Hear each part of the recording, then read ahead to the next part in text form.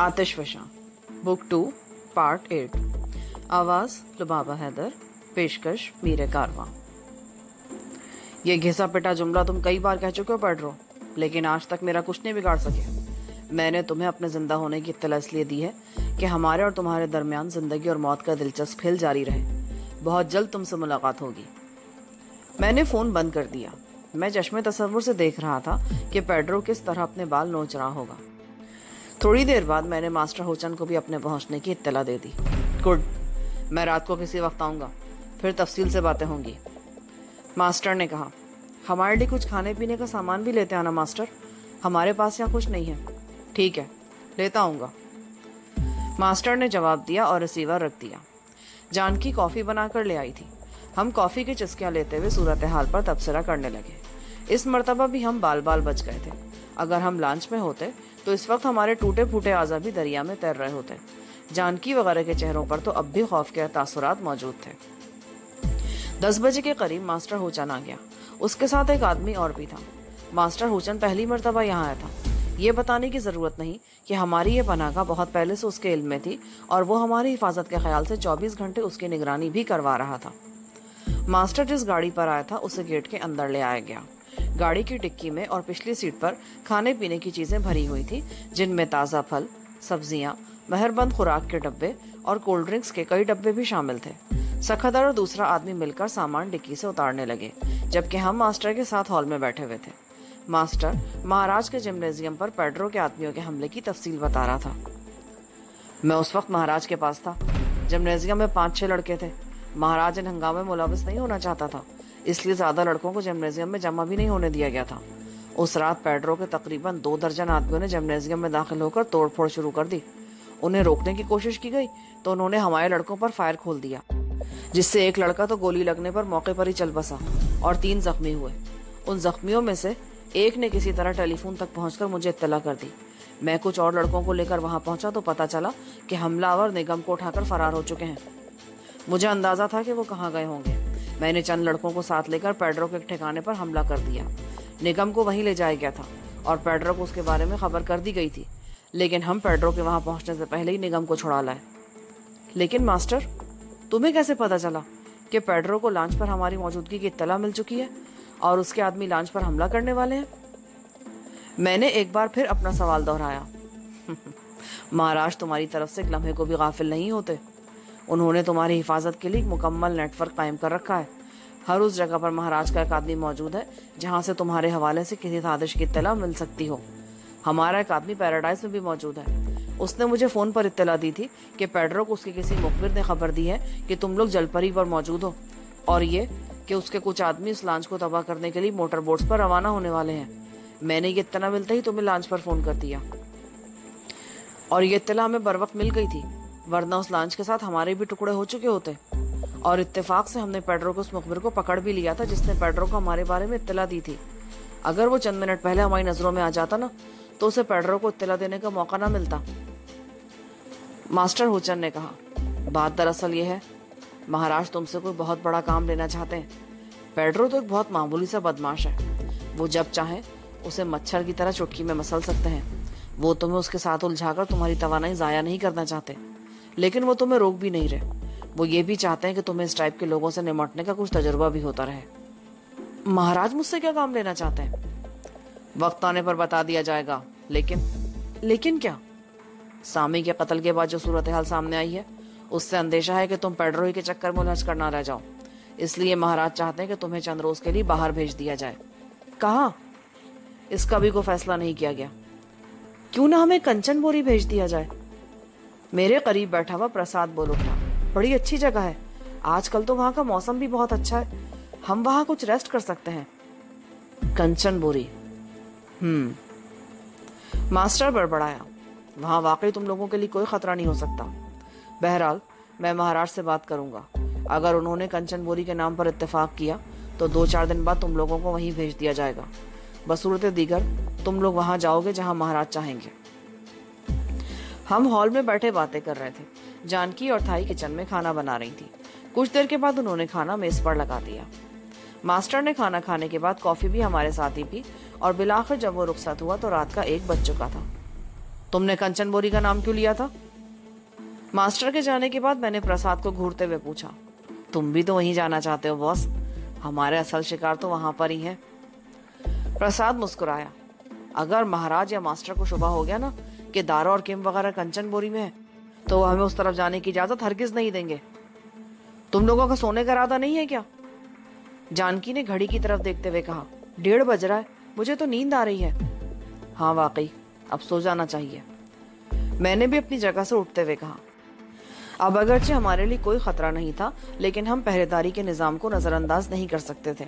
طے یہ ہوا کہ پرساد اور پاتھن صبح 5 بجے تک ڈیوٹی دیں گے اور اس کے بعد میں اور سکھدر جاگ جائیں گے۔ یہ طے ہوتے ہی ہم لوگ اٹھ کر اپنے کمروں میں چلے گئے۔ 3-4 دن اور گزر گئے۔ یوں تو حالات پرسکون تھے لیکن پیڈرو اب بھی سانڈ کی طرح بپھرا ہوا تھا۔ مجھے ماسٹر ہوچن سے اس کے بارے میں اطلاعات مل رہی تھی۔ سکھدر بھی باہر کے 1-2 چکر لگا لیتا تھا، وہ بھی اکثر دلچسپ خبریں لے کر آتا تھا۔ پیڈرو میری تلاش میں تھا، اس کے آدمی شکاری کتوں کی طرح پورے شہر میں میری بو سونگتے پھر رہے تھے۔ چوتھے روز پاتھم ایک دلچسپ خبر لے کر آیا کہ پولیس نے تھریسا کے قتل کے الزام میں اب باقاعدہ مقدمہ درج کر لیا تھا اور پیڈرو کو بھی ایک ملزم نامزد کر دیا گیا تھا۔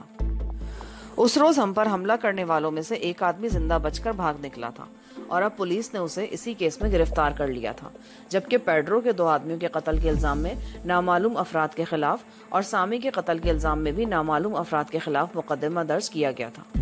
پولیس نے ابھی تک پیڈرو پر ہاتھ نہیں ڈالا تھا۔ شہر میں ہونے والے ہنگاموں، توڑ پھوڑ اور قتل و غارت کے الزام میں بھی اگرچہ پیڈرو کے خلاف مقدمہ درج ہو چکا تھا، ان مقدمات میں بھی پیڈرو کے گروہ کے کئی لوگوں کو گرفتار کیا گیا، لیکن وہ سب چھوٹی مچھلیاں تھیں، جبکہ مگرمچھ پر ہاتھ ڈالنے کے سلسلے میں پولیس مصلحت سے کام لے رہی تھی۔ پیڈرو کوئی معمولی غنڈہ تو نہیں تھا، وہ زیر زمین دنیا کا بادشاہ تھا۔ جرائم پیشہ ہونے کے باوجود اس کے تعلقات بھی اوپر تک تھے اور اس پولیس کو فی الحال اس پر ہاتھ ڈالنے کے سلسلے میں ہچکچاہٹ کا سامنا تھا۔ دوسری طرف پیڈرو نے بھی یہ شور مچا رکھا تھا کہ اس نے سامی کے اغوا اور قتل کے حوالے سے پولیس کو میرا نام دیا تھا، مگر پولیس نے FIR میں میرا نام شامل کرنے کے بجائے نامعلوم افراد کے خلاف مقدمہ درج کیا تھا۔ اسی شام ماسٹر ہوچن سے فون پر بات ہوئی۔ اس کی باتوں سے انکشاف ہوا کہ مہاراج کی مہربانی سے کسی رپورٹ میں میرا نام نہیں آ سکا۔ اور ہاں، جس مقصد کے لیے میں نے تمہیں فون کیا ہے وہ یہ ہے کہ صبح تم لوگ کنچن بوری کے لیے روانہ ہو رہے ہو۔ صبح 6 بجے گاڑی تم لوگوں کو لینے کے لیے پہنچ جائے گی، جو تم لوگوں کو بس اسٹیشن پر پہنچا دے گی۔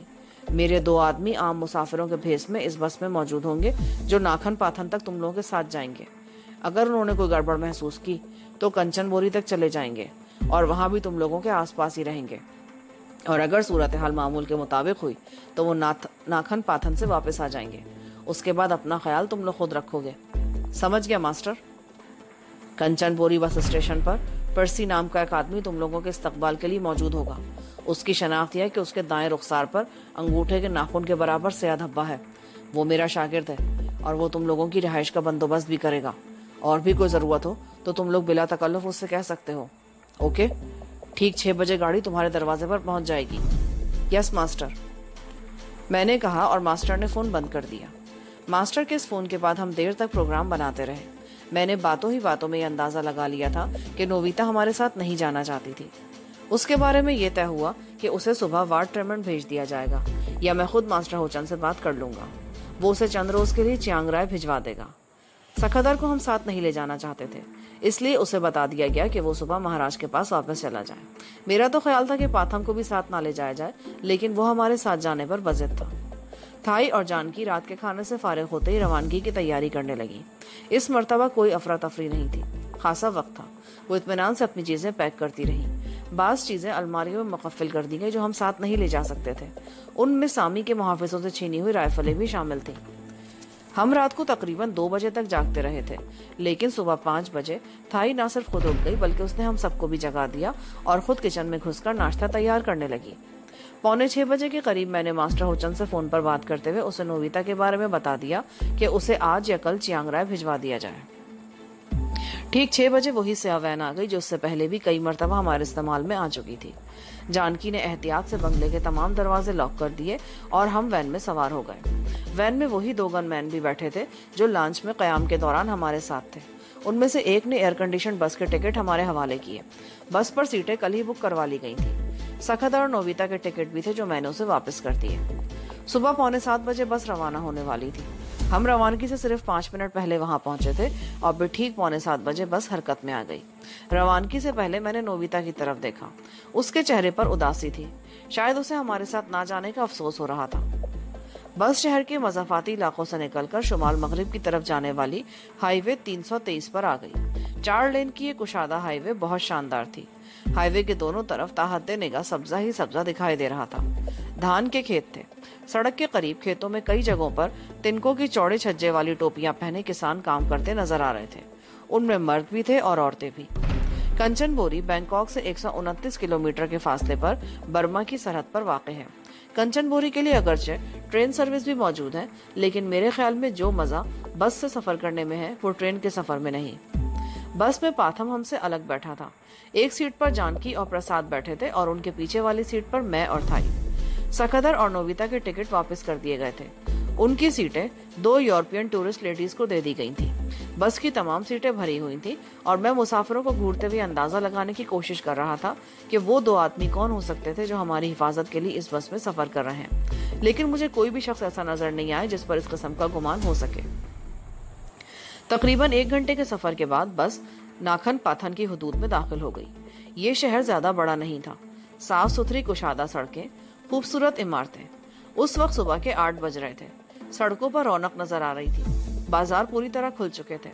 ہر طرف زندگی روا دوا دکھائی دے رہی تھی۔ بس اپنے اڈے پر رکی تو مختلف سیٹوں سے 2 نوجوان اٹھ گئے۔ ان کے پاس سامان نام کی کوئی چیز نہیں تھی۔ ان میں سے ایک آگے والی سیٹ سے اٹھا تھا اور دوسرا پیچھے والی سیٹ سے۔ تھائی باشندوں کی عمروں کا اندازہ لگانا کافی دشوار ہوتا ہے، لیکن میرے خیال میں ان میں سے کوئی بھی 20 سے کم اور 23 سے زیادہ کا نہیں تھا۔ ان میں سے ایک نے بس کے آگے والے دروازے سے اترتے ہوئے میری طرف دیکھا بھی تھا۔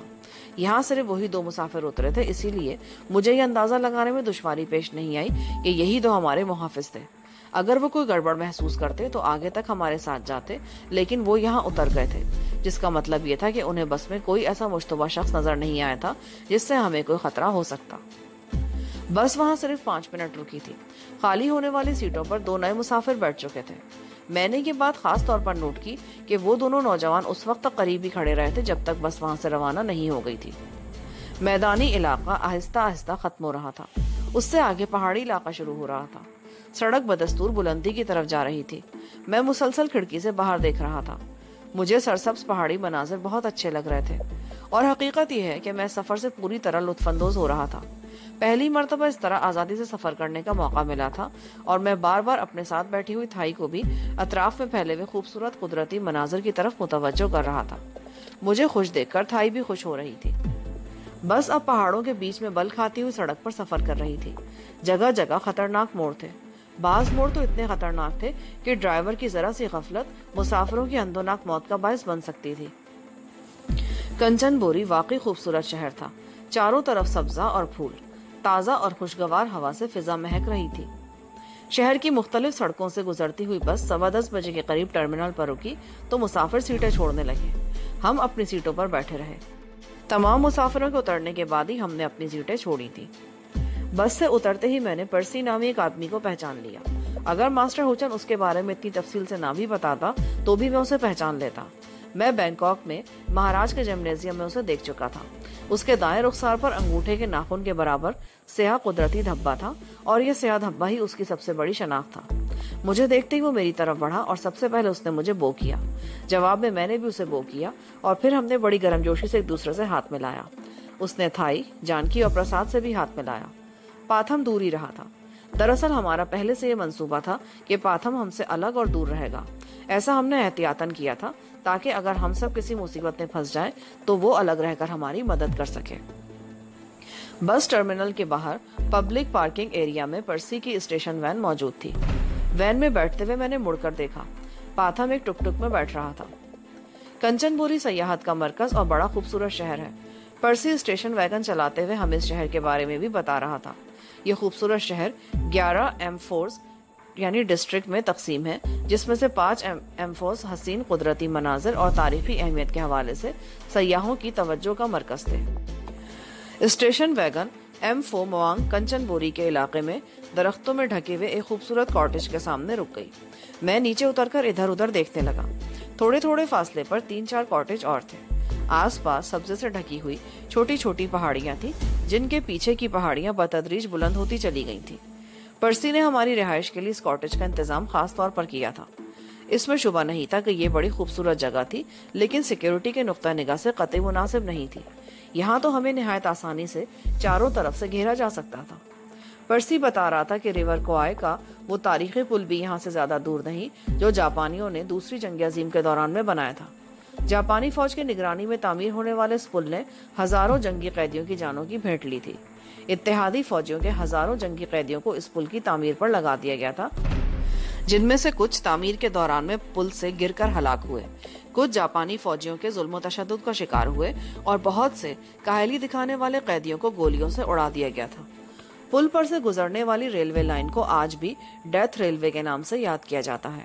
रेलवे स्टेशन के एक तरफ वो तारीखी कब्रिस्तान है, जहां पुल की तामीर के दौरान हलाक होने वाले या गोलियों से उड़ा दिए जाने वाले 6,982 जंगी कैदियों को दफन किया गया था।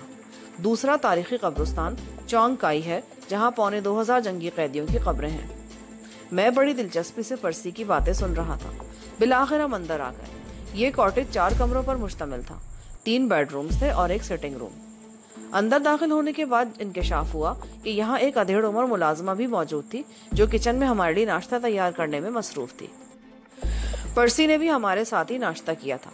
तकरीबन 2 घंटों बाद जब वो वापस जाने लगा तो उसने स्टेशन वैगन की चाबी मेरे हवाले कर दी। वो यही समझ रहा था कि हम सैरो तफरी के लिए यहाँ आए हैं और हमें गाड़ी की जरूरत पड़ेगी। ये गाड़ी सिर्फ शहर की सड़कों पर चलाने के लिए है, पहाड़ों में तफरीही मकामात पर ले जाने के लिए मुनासिब नहीं है। कल मैं दूसरी गाड़ी का बंदोबस्त करूंगा। और उसने जेब से अपना कार्ड निकालकर मेरी तरफ बढ़ाया। जब भी मेरी जरूरत हो फोन कर देना।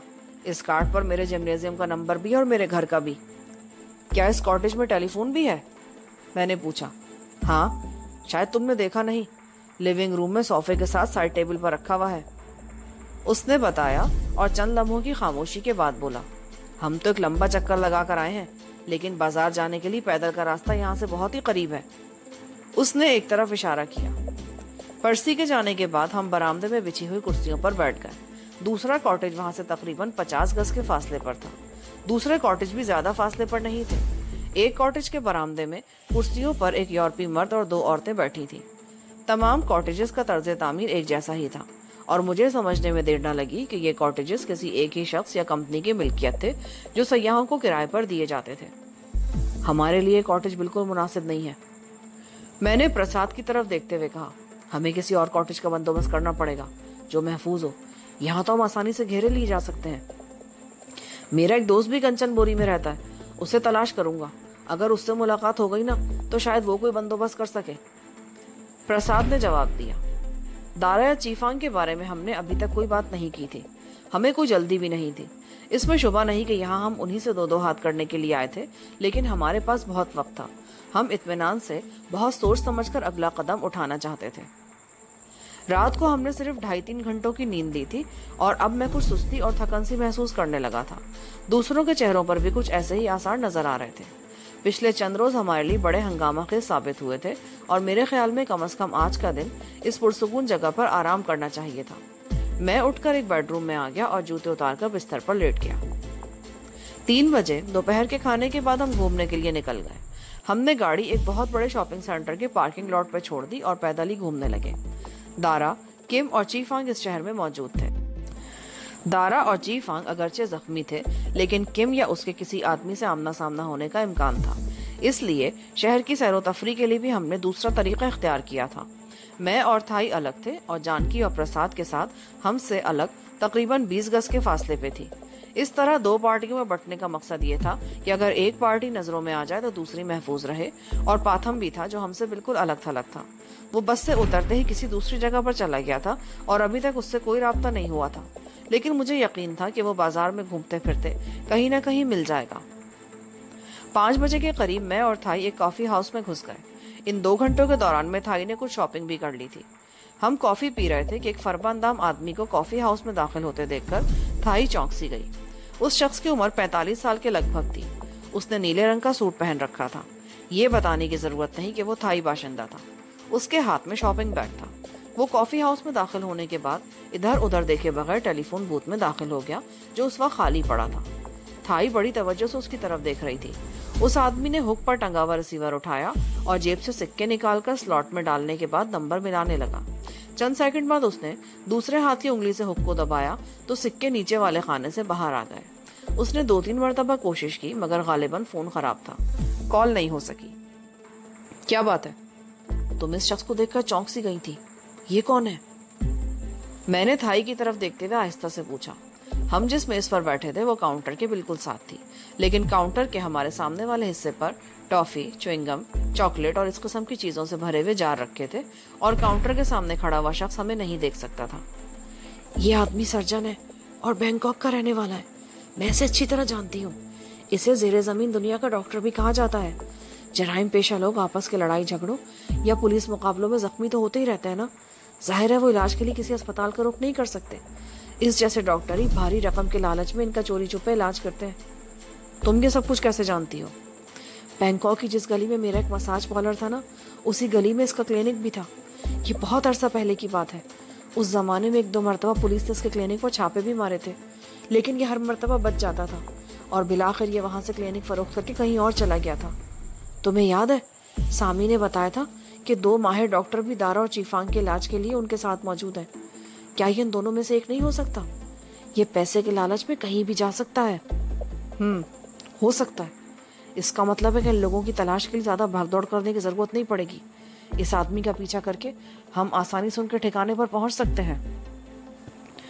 وہ شخص اب بھی بار بار سلاٹ میں سکے ڈال کر نمبر ڈائل کرنے کی کوشش کر رہا تھا مگر اسے کامیابی نہیں ہوئی۔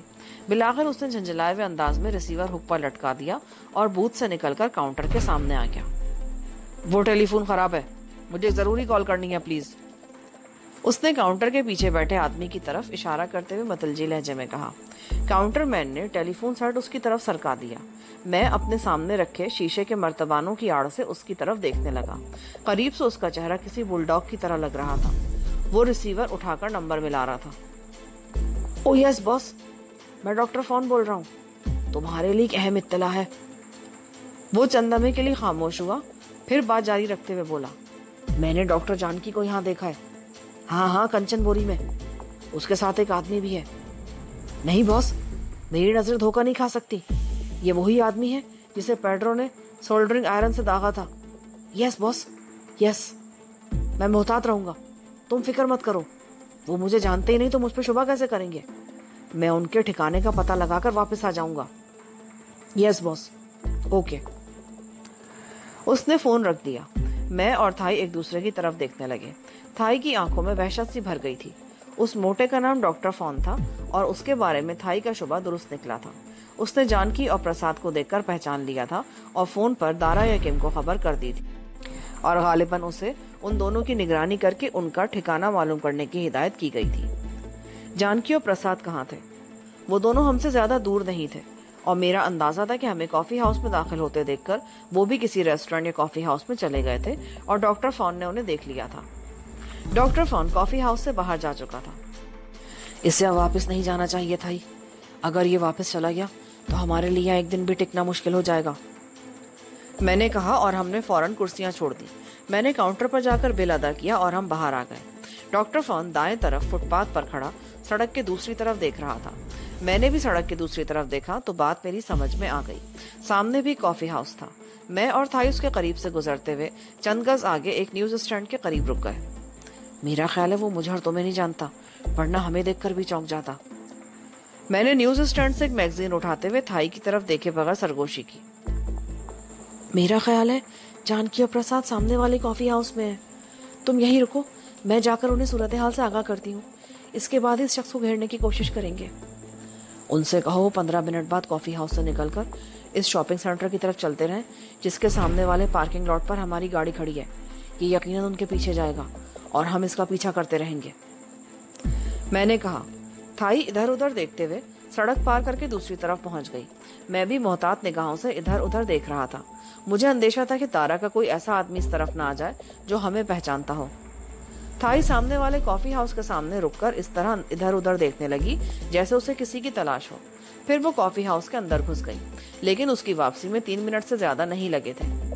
میں نے انہیں سمجھا دیا ہے، وہ دونوں ٹھیک 15 منٹ بعد کافی ہاؤس سے نکل جائیں گے۔ اس نے میرے ہاتھ سے میگزین لیتے ہوئے سرگوشی کی۔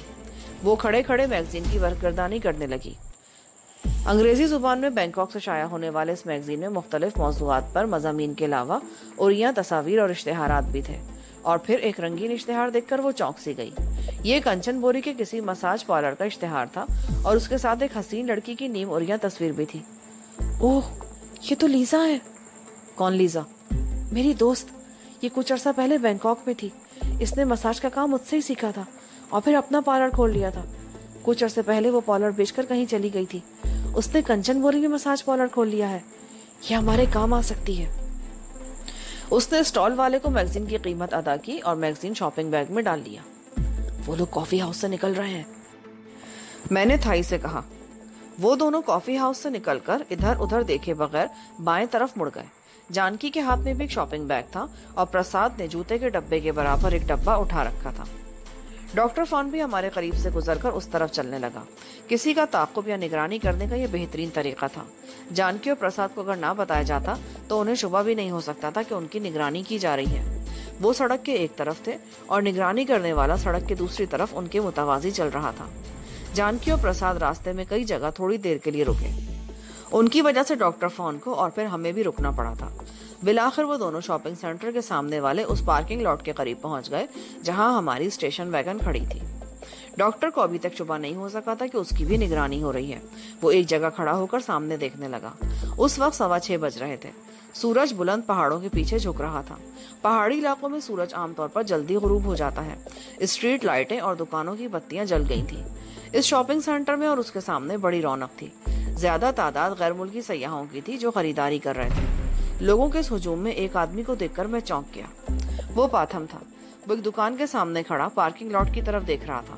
مجھے یہ اندازہ لگانے میں دشواری پیش نہیں آئی کہ اس طرف سے گزرتے ہوئے اس نے ہماری گاڑی دیکھ لی تھی اور وہ وہیں کھڑا ہماری واپسی کا انتظار کر رہا تھا۔ میں اور تھائی ٹہلتے ہوئے اس کے قریب پہنچ گئے۔ ہیلو باس، میں نے پارکنگ کی وہ گاڑی، میں سمجھ گیا ہوں۔ ہمارے بائیں طرف فٹ پاتھ کے کنارے پر ایک موٹا سا آدمی کھڑا ہے، نیلے سوٹ والا۔ اس کے ہاتھ میں پیلے اور لال رنگ والا شاپنگ بیگ ہے۔ اسے لے کر پارکنگ میں گاڑی کے پاس پہنچ جاؤ۔ کسی کو شبہ نہ ہونے پائے کہ تم اسے زبردستی لے کے جا رہے ہو۔ کون ہے وہ؟ پاتھم نے کنکھیوں سے اس کی طرف دیکھتے ہوئے پوچھا۔ دارا اور چیفانگ کا معالج ڈاکٹر فون۔ اس نے جانکی اور پرساد کو پہچان لیا ہے اور ٹیلی فون پر دارا وغیرہ کو اطلاع بھی دے دی ہے، اور ابھی ان دونوں کا پیچھا کر کے ہمارا ٹھکانہ معلوم کرنا چاہتا ہے۔ سمجھ گیا باس، تم فکر مت کرو، اس کا بندوبست ہو جائے گا، پاتھم نے کہا۔ میں تھائی کو اشارہ کرتا ہوا آگے بڑھ گیا اور زیبرا کراسنگ سے سڑک پار کر کے ہم دونوں پارکنگ لاٹ میں آ گئے۔ جانکی اور پرساد بھی اسٹیشن ویگن کے قریب پہنچ چکے تھے۔ چابی پرساد ہی کے پاس تھی۔ میں نے دور ہی رک کر اشارہ کیا اور وہ گاڑی کا تالا کھولنے لگا۔ میں نے مڑ کر دوسری طرف دیکھا تو میرے ہونٹوں پر مسکراہٹ آ گئی۔ پاتھم ڈاکٹر فون کو لے کر آ رہا تھا۔ پاتھم ڈاکٹر کے بالکل ساتھ مل کر چل رہا تھا اور اس کا دایاں ہاتھ جیکٹ کی جیب میں تھا۔ ڈاکٹر کے چہرے پر ہوائیاں سی اڑ رہی تھیں۔ پرساد ڈرائیونگ سیٹ پر اور جانکی اس کے ساتھ والی سیٹ پر بیٹھ گئی تھی۔ پاتھم نے اسٹیشن ویگن کا پچھلا دروازہ کھولا اور ڈاکٹر فون کو اندر دھکا دیا۔ اس کے منہ سے کراسی نکل گئی۔ ان کے بیٹھتے ہی میں اور تھائی بھی اندر گھس گئے اور دروازہ بند کر لیا۔ ہمیں دیکھ کر ڈاکٹر فون کا چہرہ خوف سے اس طرح پیلا پڑ گیا جیسے سارا خون نچڑ گیا ہو۔ وہ راستے میں ہمیں 2-3 مرتبہ دیکھ چکا تھا، لیکن اس وقت اسے ہم پر ذرا سا بھی شبہ نہیں ہوا تھا، اور اب ہمیں دیکھ کر اس پر دہشت سی طاری ہو گئی تھی۔ کون ہو تم لوگ؟ تم لوگ مجھے اغوا کر کے لے جا رہے ہو، اور یہ ایک سنگین جرم ہے۔ ہمیں معلوم ہے کہ ہم ایک سنگین جرم کے مرتکب ہو رہے ہیں۔ دیکھو، میں ایک معزز ڈاکٹر ہوں۔ اب پاتھم کے ہاتھ میں پستول دیکھ کر اس پر ہلکی سی کپ کپی بھی طاری ہو گئی تھی۔ میرے پاس زیادہ پیسے نہیں ہیں، اگر تم لوگ… ہمیں تمہارے پیسوں کی ضرورت نہیں ہے، اب تم خاموشی سے بیٹھے رہو۔ اگر تم نے گڑبڑ کرنے کی کوشش کی تو یہ آدمی تمہیں بلا طریق گولی مار دے گا، اسے گولیاں چلانے کا بہت شوق ہے۔ میں نے پاتھم کی طرف اشارہ کیا۔ رقم کی ضرورت نہیں تو پھر مجھے اس طرح اغوا کر کے کیوں لے جا رہے ہو؟ اس لیے کہ تم ڈاکٹر جانکی اور پرساد کا پیچھا کر رہے تھے۔ کسی کا تعاقب کرنا بھی ایک جرم ہے، اور پھر تم نے دارا اور چیفانگ کو بھی ان کے بارے میں اطلاع دے دی تھی۔ ایسی صورت میں ہم تمہیں چھوڑ تھوڑی سکتے تھے۔ میں کسی دارا یا جانکی کو نہیں جانتا۔ ڈاکٹر فون کا چہرہ کچھ اور سفید پڑ گیا۔ اب خاموش بیٹھے رہو، زبان کھولی تو دل میں سوراخ کر دوں گا۔ پاتھم نے غراتے ہوئے پستول کی نال اس کے پہلو سے لگا دی۔ اس دوران میں اسٹیشن ویگن پارکنگ لاٹ سے نکل کر سڑک پر دوڑنے لگی تھی۔ یہ سیاحت کا سیزن تھا۔ شہر کی ہر سڑک پر رونق اور چہل پہل تھی۔ اسٹیشن ویگن مختلف سڑکوں پر گھومتی ہوئی اس راستے پر آ گئی جو پہاڑیوں کی طرف چلا گیا تھا۔ تقریباً آدھے گھنٹے بعد ہم اپنے کاٹیج میں پہنچ گئے۔ دور کے ایک کاٹیج میں روشنی نظر آ رہی تھی جبکہ باقی کاٹیجز تاریکی میں ڈوبے ہوئے تھے۔ یہاں پر پارٹ 8 کا اختتام ہوتا ہے۔ آگے کہانی سننے کے لیے پارٹ 9 سماعت فرمائیں۔